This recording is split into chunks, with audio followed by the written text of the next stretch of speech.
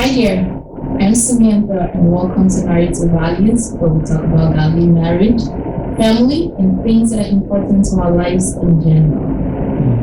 Have you ever wondered what it's like to be in an interracial marriage? How we interact, communicate, or even how to raise your children?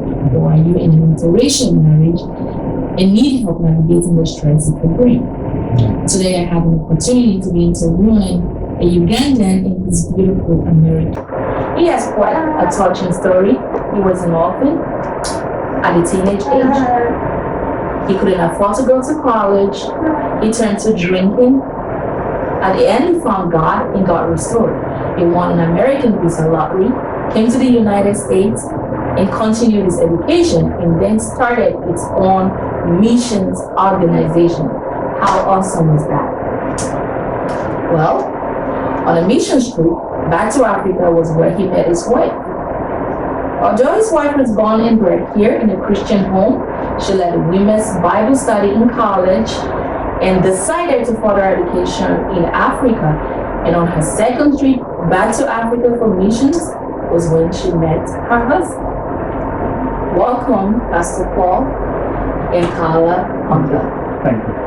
Welcome. I'm so excited because I have a lot of questions to ask you guys. Thank you so much. First of all, how did you meet Karla? I know you guys met in Uganda, Yes. but how did you meet her? So we were on this mission trip. I think it was my third or fourth time to go with this missions organization. It's called Admiral Partners. It's led by African leaders that want to affect or influence African people from the US to go to Africa, Africans reaching Africans. So my wife now, or Karla then, we were using, I think, BWI in Baltimore as our traveling airport. And I saw her, that's our first time to come. So she came by, I was already in, almost already getting ready to check in. And I saw her, really didn't even care for her. We were going on a mission trip, and when I go to the mission trip, it's like kind of like there's an extra dose of focus, because I really take it personal to go. So we're down, we checked in and we got to the plane, like we were flying into London, and then from London we're connecting to Africa. She sat behind me, I really didn't care. In London we had there was something that she could talk about better than me, so we were actually in a conflict. Because she told me she was going to the Queen's Palace, and she told me that when they asked me, when our group asked me, tell them I was about the Queen's Palace. When they came to ask me, I just was like, I don't care, whatever. I don't even know where she is. So when she came back and they were angry at her because she kind of left the group, but she told them, I told that guy over there, like I'm gonna go. So we didn't really, so now we're going in Uganda, and I'm preaching, I'm fired up. And the first time, then the next day, I think we had like debriefing and stuff. I was quiet. I didn't even care. I'm looking at her. My life is not connected at her. I'm not even thinking nothing. So we go to the place where we minister in northern Uganda, and we were, I think, catching the bus for. She was my wife. So we're catching the bus from the city to the village. It was 2 hours ride for like a whole week. So for some reason we sat together in the morning, and I used to come in late in the bus when everyone has sat. For some reason there was a seat by her side, and I just sat there. In the evening after we preach, I preach and I'm preaching, and then we're getting back. Everyone is tired. There's always a seat, but where my wife was, where she was, The person who you didn't care for at that so time. we began sharing testimony. We began sharing, how God is working. And so I came. So we kind of became as friends in God, kind of because of the testimonies. And it seemed that I knew her. I felt very comfortable around her because of the time of knowing her. kind of sitting together. So this evening, I used to buy bottles of water because it's so dry and hot. So in the evening, I buy these bottles of water, and I come and give them to my friends. So this time, instead of giving them to my friends, it's so weird that a bottle of water can connect you to somebody. So I'm sitting there with my bottle, and I see her, and something in my mind, in my heart, told me go give her the bottle of water. I'm like, why? How sweet. Like, I'm like, wait, why? So I'm like, well, I'm gonna obey. So I took the bottle of water and I gave it to her. So then the next day, when we were having breakfast, I went and asked her, when have you ever felt like a queen? It was just, I don't know why I asked her, because I'm not the person that could ask that question on the mission trip. She's like, I'll be surprised, like when you gave me the bottle of water yesterday. And we're just friends. So now I think we went on the trip, I came back in the night, I was kind of leading the prayer and intercession for the trip. So I'm praying in the night, and the Lord tells me that I have put something around you. You are trying to pretend, and this is the exact words He told me, that you're trying to pretend, but if it goes away, it's going to take another life cycle to come back. And by then I was maybe 30 or 20, whatever. I'm not African and really not so good with that. But it was kind of maybe 28, 27. But I didn't want that cycle. My wife kind of knows. I married one. My wife knows when it happened, but I didn't want that cycle again. You know, I just had that. Okay, for some reason I knew that God was talking about her, and I had spent over 15 years without a relationship. I was not in the, so now in the morning I wake up and I know she's the one, supposedly from the voice I heard, but I don't know how to talk to her. I don't know how to let her know. I don't know nothing. So we sit again together. So prior for me to go on a mission trip though, I wanted to be in a relationship so bad. I tried to open up doors of these relationships. You know, I was leading a big prayer meeting in DC. So I thought, and all these girls that used to come to my prayer meeting were from different nations. So now I come, one Saturday I'm singing and I'm thinking that's her. Then the next Saturday it changes, that's her. That's her. So now, kind of like, because I was single, and I really wanted to have a relationship. But the Lord told me clearly that those are not, I've not brought these people, ladies, into your life for you to have a wife. I brought them into your life for you to disciple them in me into another level. So I knew clearly that that's not them. So now, when I met her, the Lord, I said, okay, I'm closing this door. And I was crying because I'm like, I don't want to be like Apostle Paul. I really feel I want to get married. So I really was crying. Funny. I was really crying. Wow. I was really hurt, but yet I was surrendering it to God. I'm like, if you don't want me to get married, all right, I'm going to serve you anyway. I'm going to serve you. Wow. So now I say, okay, I go to read it from the Bible. I think it's Luke. Between Anania and these people that are waiting in the temple. The ones that are waiting in the temple to pray for Jesus, Simeon and Anna. Yep. So I'm like, okay, God, if you want me to get in a relationship, the woman that I meet anywhere, anyhow, I'm going to ask her these questions. And if she tells me the right answer, that could be it.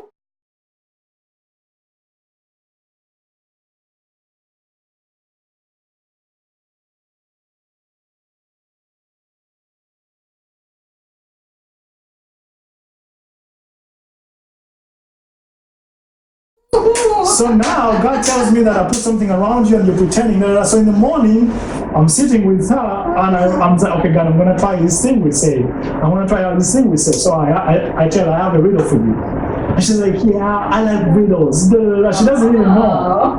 So I tell her, okay, who are the people that waited for the birth of Christ in the temple? Who are the two people that waited for Jesus to be presented in the temple? And she says, okay, I don't know. So then I'm like, well, again, God, why did you let me do this? I can't blame myself because I have promised. God don't play games though.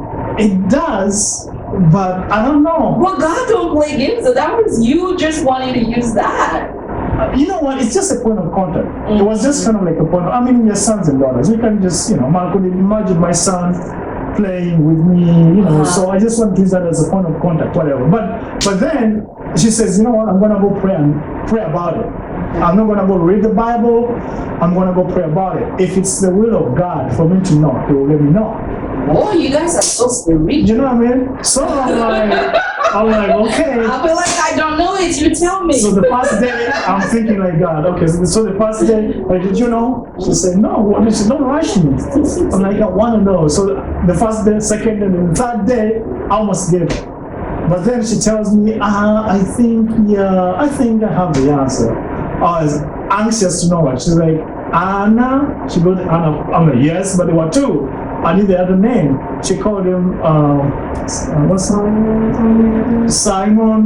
What? I'm like, no, it's not Simon. It's the pronunciation is different.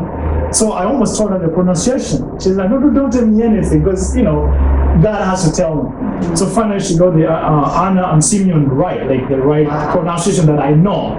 And kind of that gave me a go ahead, but it wasn't as that's it. It kind of gave me a go ahead, and that's the one for me. So, you know, I began talking and just, I'm a quiet person. Like now I'm breaking my quietness to talk to a woman that I haven't done for 12, 15 years. Same woman you've been crying for. Yeah, exactly. But now I don't know even how, what should I say? Like, I love you, or like, when I'm a bit older with you. Hold on. If he had said he loved you at that time, how would that come to you? Well, knowing you didn't know him. I think, normal circumstances are really like, this is great. But I think in the way things were going, I was actually a lot more open to things, because he did start talking about, like, we're going to grow old together. And I was like, whoa, you're bold. Like, I don't know you, you don't know me.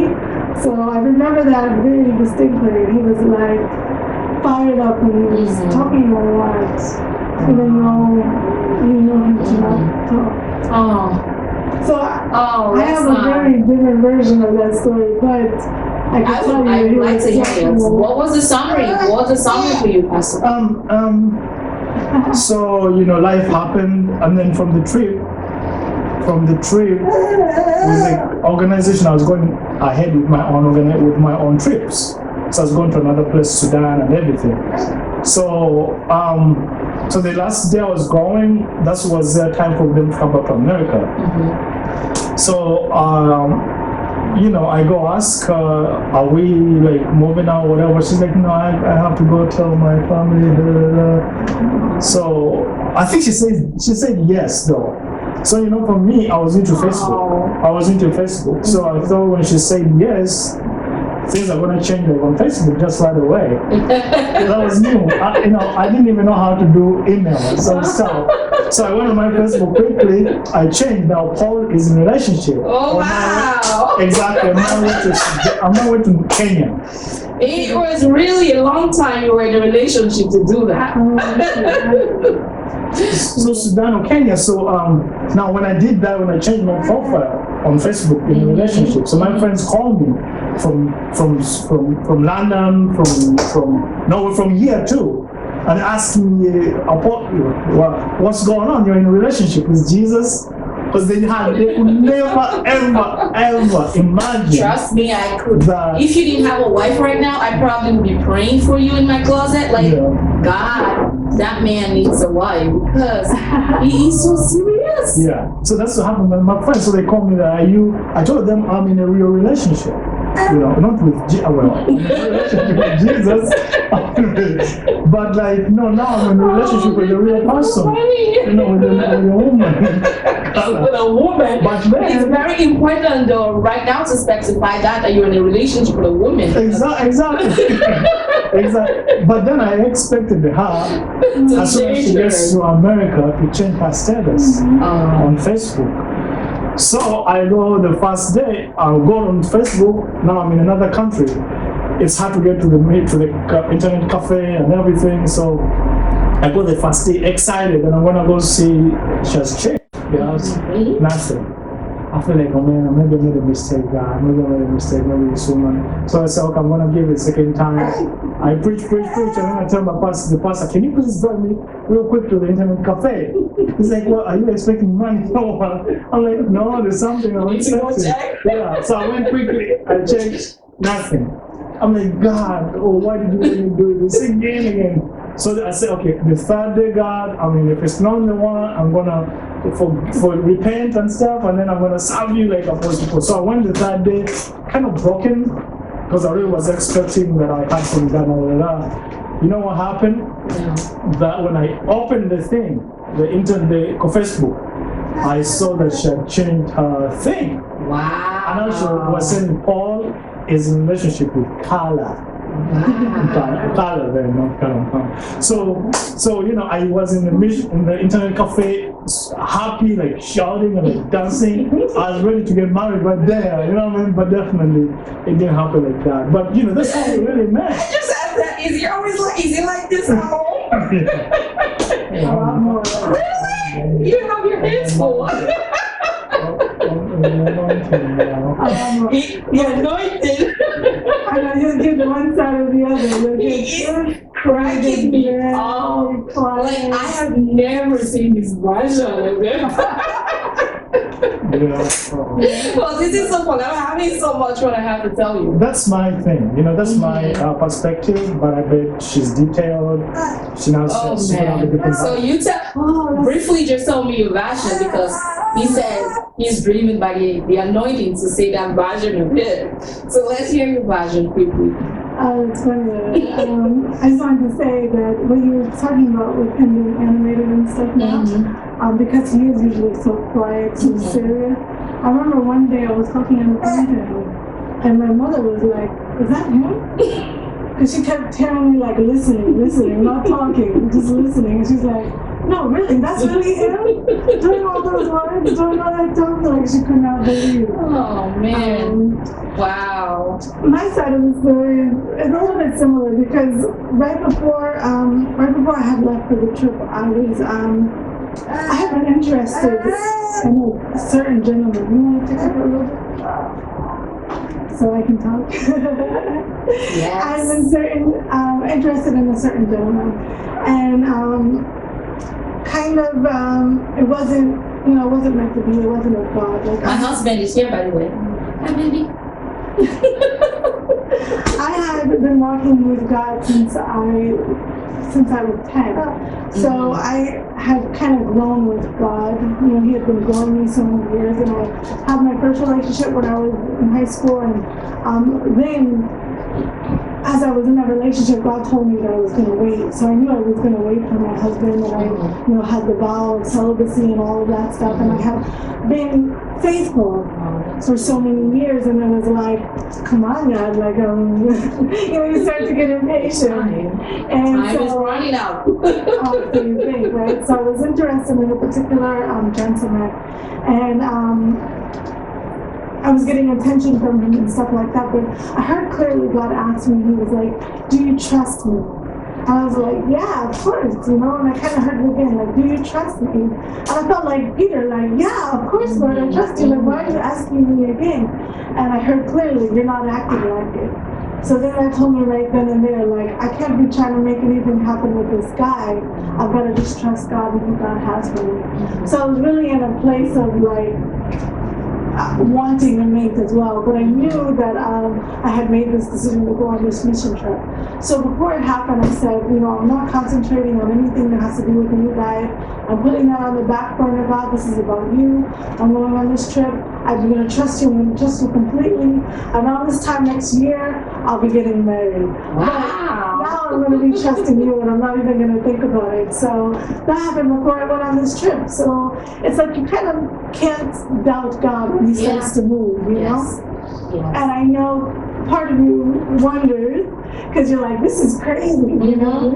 But I go on the trip, and yes, kind of following his story, I get to the airport, I felt like these people were rude, they don't even greet me, I'm coming new on this trip, and then the whole thing happened in London. That was 2 strikes. I'm like, I told this guy. Did you get angry when he did not Yes, tell them? I did. Yes, I did. I would imagine, like I told you where I was going. Why is he acting like I never spoke to him, And they're coming to me with a certain energy, and I know I explained myself, so I'm like, But then I'm a pretty good person. I said, you know what, Karla, you're on this trip. It's not about that. Let it go. So I told myself, let it go. That is Complete blank slate. I was angry, but then I went out to eat, and by the time we were done with that dinner, I was over it. I had given it to God, you know? And then we get on the trip, and I felt like we had a bond, like the five of us who had traveled together, because we had stopped in London, we had had some bit of time together. And then other people joined us. There was a team from Nigeria, there was a team from Uganda. So everyone like joined us, and it was a big team, and we were kind of a small, like five of us who had started off together. So he was in that number. And I guess that kind of gave me excuse to kind of be like, I'm concerned for the people that I first came with, you know? And he's so quiet, and, you know, he was always fasting. He would stay up, we would be praying, and then he would go overnight, and he would pray overnight. And then he'd come back, and we would do training all day for this missions, you know? So I thought, this guy is radical. He's, you know, really out there. And we had a time before everyone joined us where we sat down and we told our stories of how we had met God.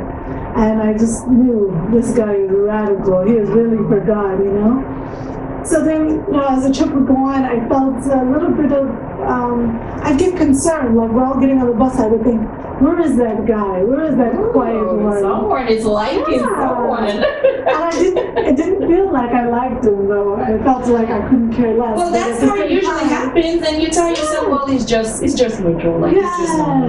Yeah, it's just, you know, I'm just making sure he gets here just fine. And I remembered he had been fasting so much, and I had a friend who was from Uganda, so I left the group and I went to lunch with her, and I came back before we went on the long trip that he was talking about up to the north. And I had gotten a sandwich while we were out, and I had a hot sandwich, and he had been fasting. So I think I had offered him, and he was like, no, I'm fasting. So I was like, okay, you know, maybe I can save it for you for later, kind of a thing. And we went to this man, hours and hours, and it was Look like, at him getting all spiritual on his it was like two-ish. And I thought, no, I better eat that because it's gonna go bad. So I ate it. So some hours later, he asked me for it. And I had already eaten it, so I felt so bad. Lucky that. That's right. That's the gift. So yeah, we were really like, it was odd. It wasn't like love at first sight or anything like that. But he began talking to me. He began opening up. And I think that other people around was kind of like, what's going on? Because he's so quiet, he's so focused, he's so serious. But when he could sit next to me, he could start talking. And that's kind of how it started. And even once we got to the destination, like what was it, like 8 hours north we had to drive? Then we stayed in a place and we had to go 2 hours north from that just to get to the place where we were administered. Oh, that's long. And we'd have to go back and forth, and it was, you know, not good roads. Okay, so fast forward. Yes. How did you ask her? How long did it take before you asked her to marry you?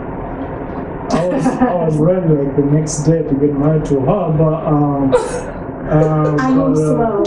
she definitely put that on, to put the stop that we gotta know each other, like we know each other. But by the Spirit, I felt that I really felt like she's my friend. I felt like I really knew her. But she's like, I gotta know you. So we almost took another 1 year something, 1 year 6 months. After the mission trip, we met up again. He came from Maryland to New York. We met up in New York to see if it was still anything besides this crazy thing on the mission field. And decided that it was. So 6 months after that, 6 months after we met, actually, he proposed. So then to give my family time, to give everyone time, we waited a year and a half of engagement. Oh, that's beautiful. Now you guys this is an interracial marriage. Intercultural. How did you, intercultural, not interracial, black, yeah? Sorry. So, anyway, how did you kind of marry both culture? He's from a different place and you're from here. How did you bring everything together? Was it stressful trying to pick something from his side and bring something from her side and come to a conclusion? How were you able to do all that? I think we're still doing that in general. We're still coming together and still learning different things that, oh, this is how they're used to doing things, this is how I'm used to doing things. But it takes a lot of patience and it takes a lot of love. I definitely wanted some of his family to make it to the wedding, which we were fortunate that he had some family there. His sister was able to come from Uganda and be there. Tried to do some food. Wow, yeah. Very important. We chose the For an African. Well, do you cook? I messed up. They messed it up a little bit. They did? You cook? Oh, yeah. You cook your food? African, yeah. Does She it does teach- too. Oh, really? That's interesting. She does. As best as I can. Yeah. Well, that's beautiful. That's what it's about. Like, I bring mine, you bring yours, and we come to the middle and find what suits us. And it's very unfortunate though, that I had some friends of mine that thought that interracial marriage cannot work, and they were like really, I was looking up at them, Christian. I think we're on the same side because we come from Africa. We keep calling it interracial, intercultural. That's okay. Yeah, I said the that's same the thing. thing. Well, you gotta give it. You gotta give it. Yeah. Because we're not from here. Yeah. Doesn't mean you're a different my- race. my It just comes to us like My natural. bad, but yeah. they say can I assume gonna work out, but to me, I'm like, I think it depends on how it began. So I'm thinking if because of the cultural clash and their expectation that she's American, I'm Ugandan, I'm quiet, I'm raised up in this kind of way. So I was offended in the context, like, do they even trust God? So, so when I came in, I was fired up, like, I want to get married now. I didn't even care about the race, the culture stuff. But then it began happening because I realized that, I cannot fit into the, picture like of the way I cannot be like American. I'm not. You know what I mean? Yeah. I'm not. I'm Ugandan. Yeah. So then I pulled back and I allowed grace and allowed I cannot change her. She cannot change me. But God can change me and God can change her. I mean, that's what I really bring at the table. So I began really looking towards our marriage, our relationship. It was like communication issues. Yeah, that's what I really want to talk about. Sorry, we took the long No, that's okay. This is beautiful. I like it. Communication. Yeah. How was it for you? I know Pastor Paul has a very strong accent like me. When I speak, people are like, where are you from? Accent. And then I see he's married to an American. And I'm telling my husband, how do they communicate? First of all, were you raised in English? Yeah, Uganda. So you guys speak English. So it wasn't really too difficult. No. But when it comes to pronunciation, Exactly. how did that go and how's that going? I think a lot of times I would be talking to Paul and he would smile and he'd say yes. And you only find out later, you have no idea what I said. Was that true? Why couldn't you just say, I don't understand you? I don't know. But was that me or what? Yeah. But why do men always do this? Something happened and they tell you, I did that? Like us women is registered in our head like this happened and you actually was the one who did it. You always said to have a very good memory. I do. Oh yeah, that all the time. I mean, as far as details. but the thing is this, that by the time I had met her, I had been in America for like 5 years. Okay. And I was working like stepping Capi Center as so I had encountered a lot of African American slang, and I didn't know what they were saying. I'm like, and I was making copies and stuff. I just used to say, yo, because I was not understanding nothing. And then I make up like these orders, like maybe they could order like 100 copies or 100. And I messed it up. I messed them up. And the one of them, like you said, you understood. So I got so much friction with my manager. It's like, man. you took the other one I did. But it's later that I told them, you know what, I didn't really understand what he was saying. understand. But then when another people come, I was like, understand what they were saying. But I think that trained me. But I don't think she has she was been in Africa. She did 4 years in Cape Town. She was going to Zimbabwe. So she kind of knew. I was gonna say that. I feel like what helped is a good deal. Sorry. What helped is a good deal is that we are missionaries. Okay. So I think that's helped us a lot, that we're used to, in a lot of ways, putting aside our culture to respect wherever we are or whoever we're being involved with. So I think that allowed us to have a lot of grace with one another. Because I can tell you, we've had a lot of, like, I came into the marriage with expectations, and maybe he had less expectations, but he had some expectations. And we come from two different places. We're raised up totally different, you know? So I think there were a lot of opportunities for friction. And I think because we are missionaries, we're kind of used to being like, okay, like I don't have any problems eating something different, or, eating different food. I love eating different food. And now he's got to learn how to eat some different food too, because when he goes and sits at my mother's table, it's going to be different food. Yeah. So I think there was a lot of that. And you can, sometimes people have strong personalities where I like just what I like. And that's, but I think we had to turn it into laughter after a while. Even sometimes in the beginning, things were laughter. And sometimes things come up and it's like, oh, I didn't realize I hurt you when I said that. Or I think I had a lot of sarcasm. Americans can be very sarcastic. And I think that was very hard for him in the beginning because he didn't understand that I was being sarcastic. Yeah. So how was that? How was that for you? It was, kind of like low self-esteem, like where I come from and the life that I lived before Christ. And even by that time, I felt like she was making fun, maybe of the situation. And like, does she understand that I meant this? So I had a big problem coping up with the side person, whatever you call it. But I think Africans are also very sarcastic. Oh yeah. Too, in a different way. Yeah, in a different way. But the way she was coming, again, culture.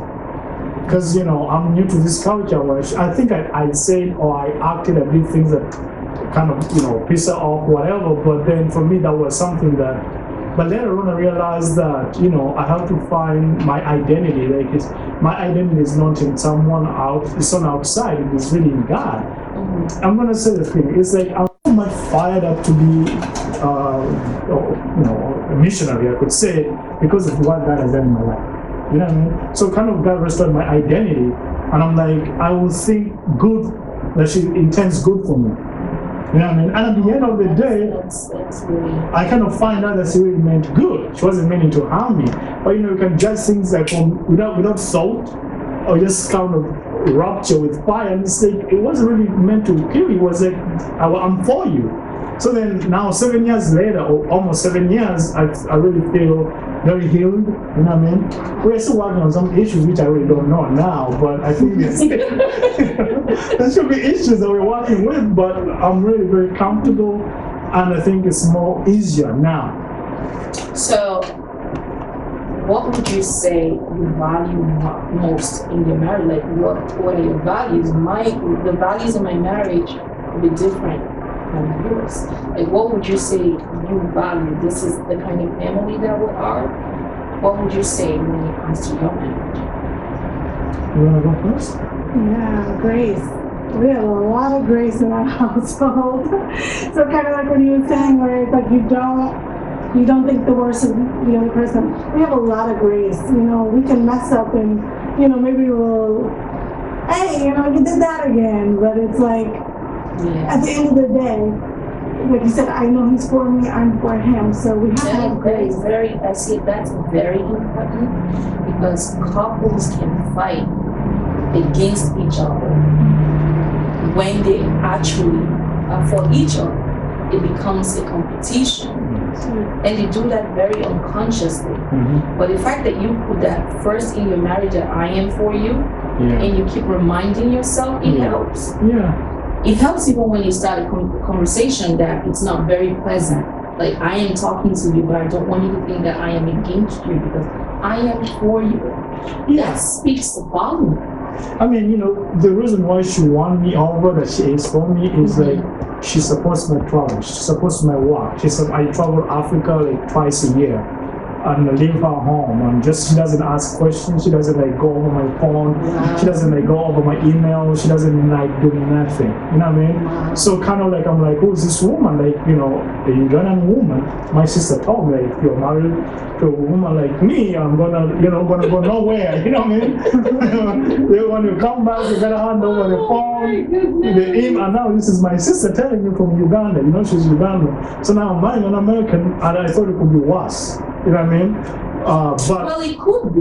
It happens in America. It does. American it does. People, it happens. It does. But the thing, the grace that she gave me and the trust that she gave me, kind of like I go on my prayer meetings. I've been doing that for like 9 years with my church.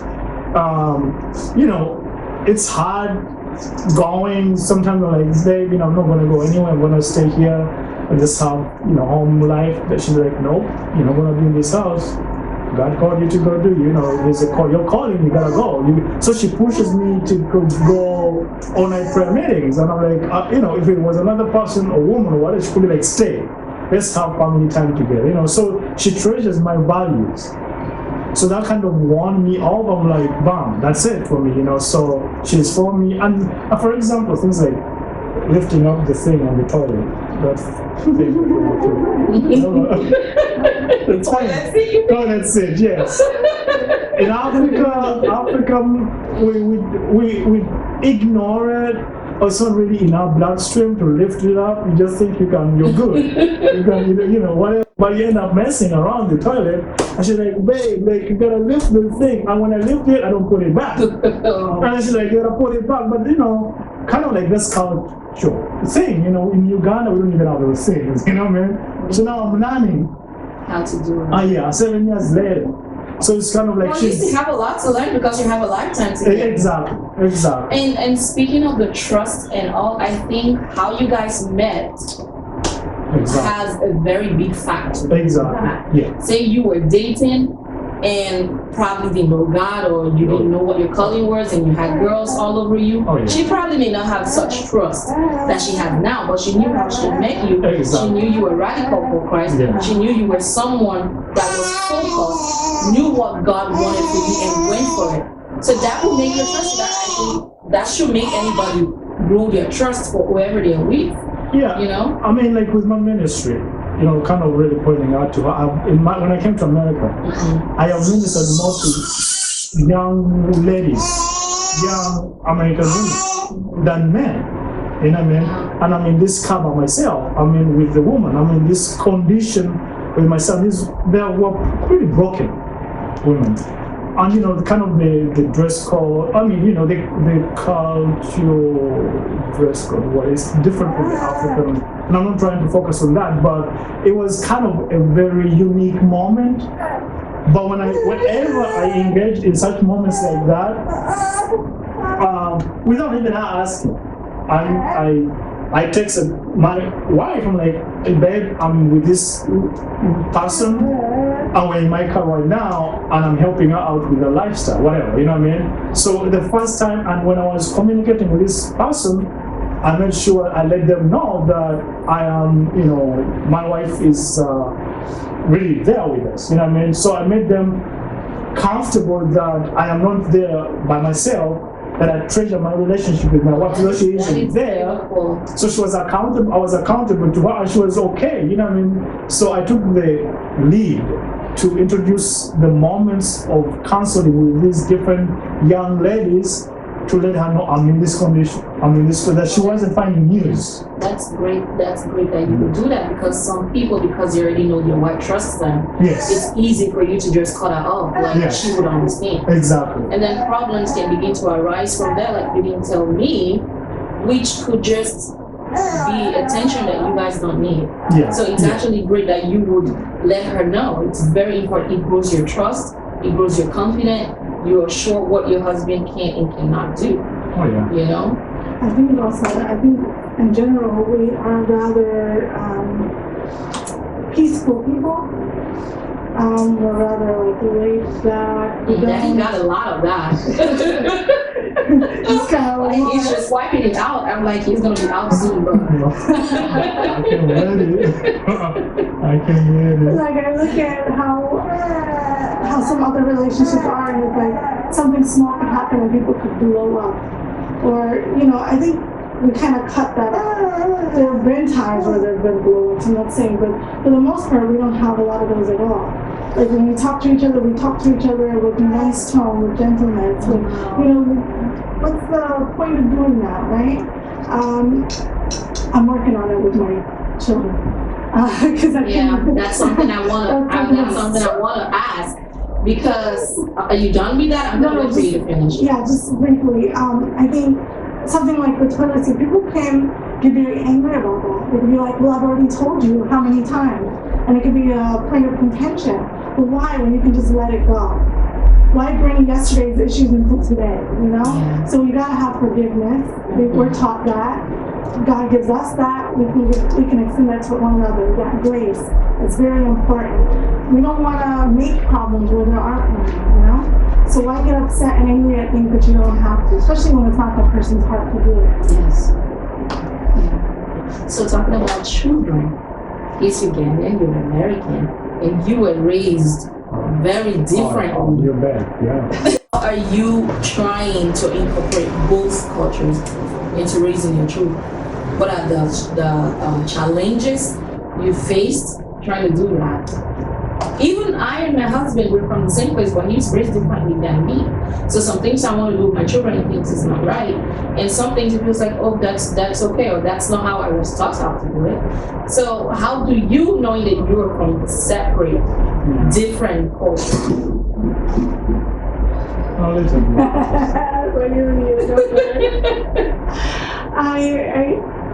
I'm not sure. I think there are things that we do disagree on and have, like, sometimes when we get into things about, things of the world like politics and, like my history and stuff in the country. And, no, he opened it. It's just, I think you pick out the things that are most important.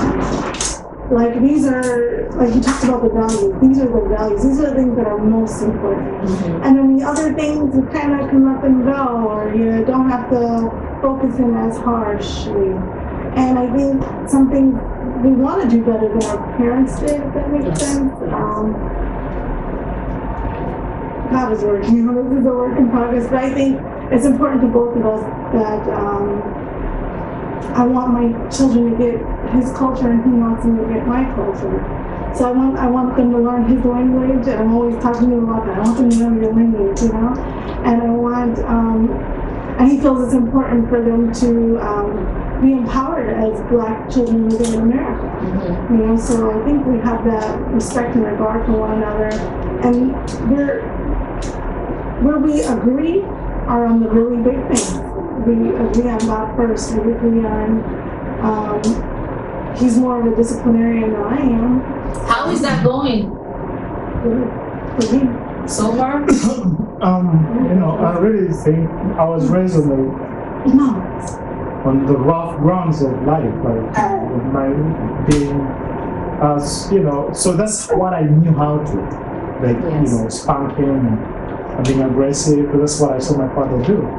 You know what I mean? So now, if it was a Ugandan man, but now this intercultural. we're both learning, yes, intercultural. But yeah, so I was kind of rough with my son. Okay, just to back it up a little bit. When my wife, she seems like peaceful. She's gentle. No, well, she seems gentle, but there's something that is hidden inside. Really? There's kind of like a lioness. Wow, I want to know. There's a lioness. Spill. There's a lioness out there that I thought that I could take advantage of the The gentleman. I thought, oh my goodness, I was overcome by the lioness. I was sure.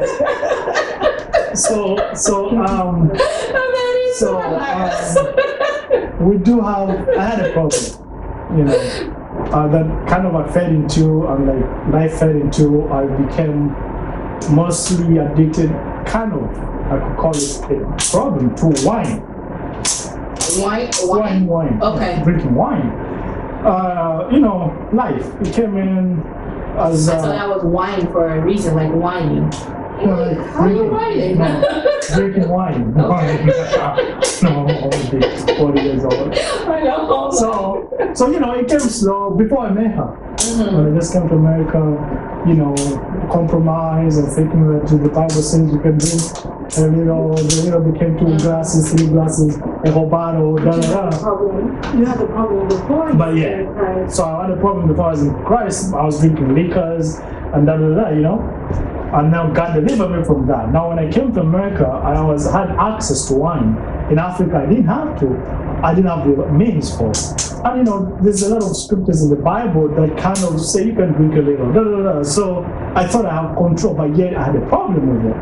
So now wine became the problem. So it just substituted with other drugs, so it became my drug. And now Karla, bam, she does not drink, she does not nothing. And that was very important on her value. And I kind of like lied a little bit to her that I don't drink, but I knew I was drinking.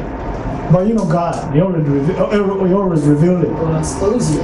So this is what happened when she came out as a lioness. So she gave me her car. My car died, and then I was driving her car. So I forgot that it's her car. And I thought it was my car, but it was a habit. So I went in the liquor store, I bought a bottle of wine, I put it under the seat. And you thought you hid it really exactly, that's how I did with my car. And I forgot that my car is my car, but this is her car. So she comes in, I go pick her up, she comes in and she's like, what's that? I'm like, what? They're like, what's that? I'm like, what? They're like, nothing. Bam, you know, she saw definitely it was wine, and my goodness. She turned red, like, you know, she just... Well, that's important. You don't want someone who will just see things and slide, and that can kill your vision. Because now you have someone to keep you in check, which is very important. I needed we all need that. Look, I needed that. Being a missionary, went through countries that I had by being single. Miracle by whatever. I thought I'm good, you know what I mean? I thought, and I had a problem, but I thought I can control it, you know what I mean? So, but yet God was telling me that with the work that you have and the ministry, you don't need wine. You need to have a sober mind 24/7. And you know, so now when I go I was struggling with God, because God was telling me live it. I'm like, I'm living it. God is like, live it. So I, you know, so now He gave me His daughter that it has nothing to do with drinking. So there's no way I was going to continue drinking. That is powerful. So God used her to take that route. It's kind of like an alignment. Yeah. He just aligns with the right people. Yeah. This is what I'm going for. Exactly. Put this person in your life. Exactly. In line. I'm grateful. I'm really grateful because, you know, right now, you know, that's why I did the Nazarene vow to stop really drinking and stuff like that, because it was a big problem. So now I am very, very happy that God gave me a wife that doesn't drink. I'm very sober. I'm very loving it. I think the best miracle, if there was ever an addict, the best miracle is to receive Jesus. But then another miracle is for you to be delivered out of the lust of drinking.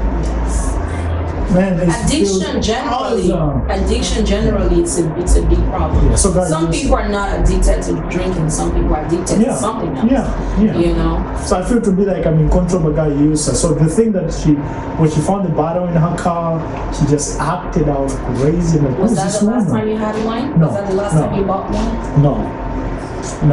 I tried to, I kept lying to her, I'm not gonna do it again, but it was out of fear, and stuff happened, and she still called me, and that was her greatest fear, though. You know what I mean? That was her greatest fear. drinking. So God made her meet me like at my worst. There's a time when she met me, I was crazy drunk. And she saw me, the worst of her. So God gave her the grace to confront her worst fear. You know what I mean? And she overcame that. That's why we're still married. That's why we're married. Before we got married too. Oh, yeah. So kind of, going ahead, like right now, I think God healed her. You know what I mean? God healed that fear. So whenever she caught me, with bottle things in my hiding them, she does my laundry. So I think I hid them in my pockets, like bottle screws and whatever. And then she does the laundry. She comes with the thing. She says, "What's this?" I'm like, "What?" I'm like, "It's a wine thing." So she never reacted the way she reacted the first time she saw it. You know what I mean? So now I steal the bottle and I drink and I had the cup. And I forget where I hid it in the house. She finds it. She's like, "Honey, what's this?" And I have no words. So I felt that I'm hurting God's daughter. You know what I mean? So that led me to ask God countless times, why she's your daughter, Lord. She's your daughter. So God gave me an open window. And I said, I'm going to take it. So I said, God, I'm going to do a Nazarene vow that I'll never touch a bottle or glass in my life. And that's what he told me. Okay, there's grace for you to do it. But it says, if you're going to drink, when I began growing the hair, I said, I want you to cut off your hair. And it's okay for this grace, you can go drink. But I don't want you to have a profession, like you're having a Nazarene vow and yet you run out and still drink. He said, I'm going to kill you.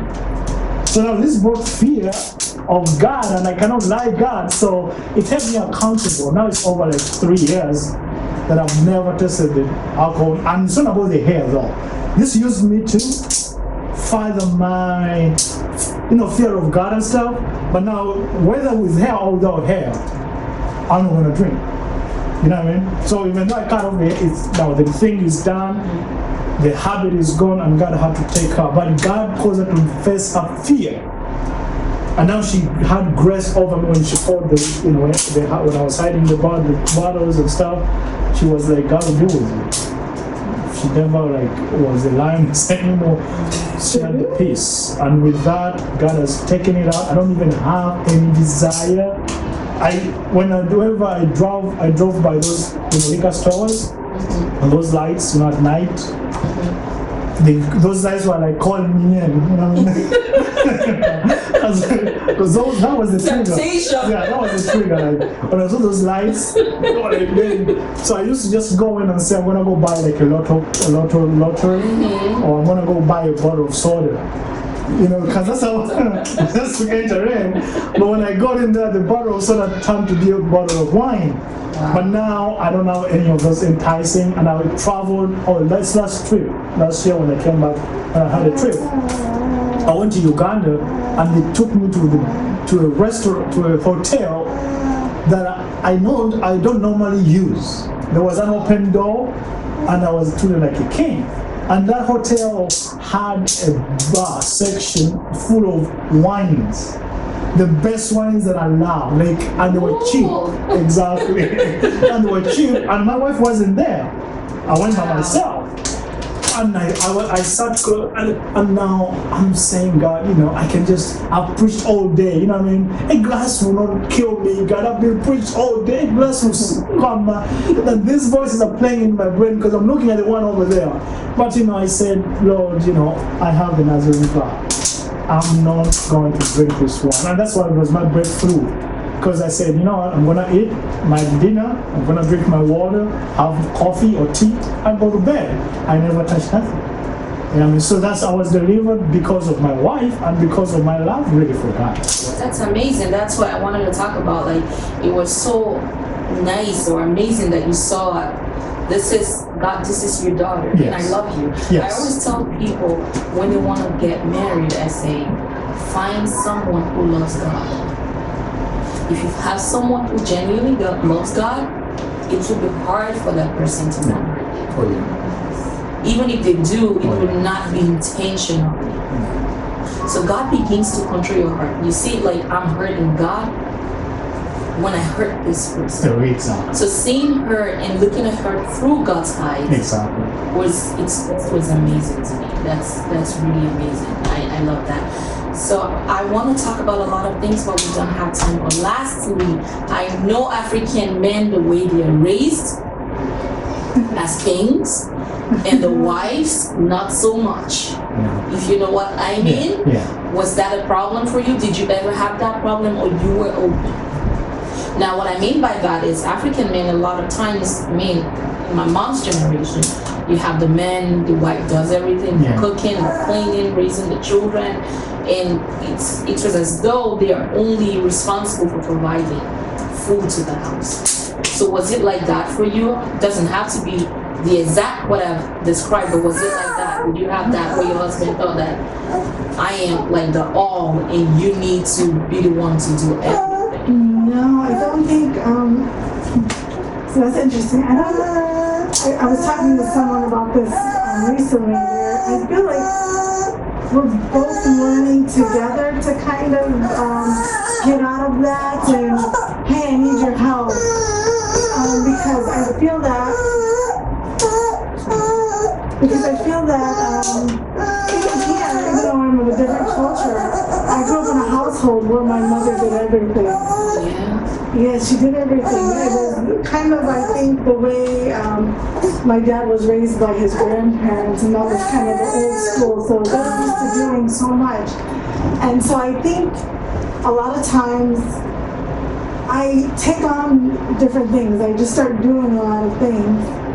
And I don't know how to ask for help. I don't know how to say, hey, I need help with that. Hey, I need, but I have in him somebody who's completely willing to help. So that's the good thing, I have someone who says to me, rest. Because, I want to do everything. Oh my gosh, I got to do this, I got to do that. I don't want to take so much on myself. And he says, no, rest. And I think sometimes, I came inside and I had all these bags and I was like, you could have helped. And he thought, oh my gosh. Like, almost like you didn't think of it. Like, it wasn't the first thing that you thought of. So I feel like in his heart he wants to do that, and so we're getting there together. But he does have a good amount of stuff that he does do, as far as when he takes the kids to daycare, he does all the drop-offs and stuff like that. When we leave the house in the beginning of the morning, he's the one who has the kids with him. He brings them home at night. I don't do that, So it is like I think we're willing to just learn and grow together. Exactly. Well, this has been fun and amazing. I saw another side of Pastor Paul, which I love, by the way. That's funny. But thank you so much for coming. I have learned a lot. I love the grace you guys have in your family. I love that you are open to learn, and I love that you are open to just accept each other the way you are, and then mature in your marriage. Thank you for coming. Thank you. Well, it's been a great session talking and just conversing with this beautiful couple. I hope we learned something back home. Until next time, stay blessed.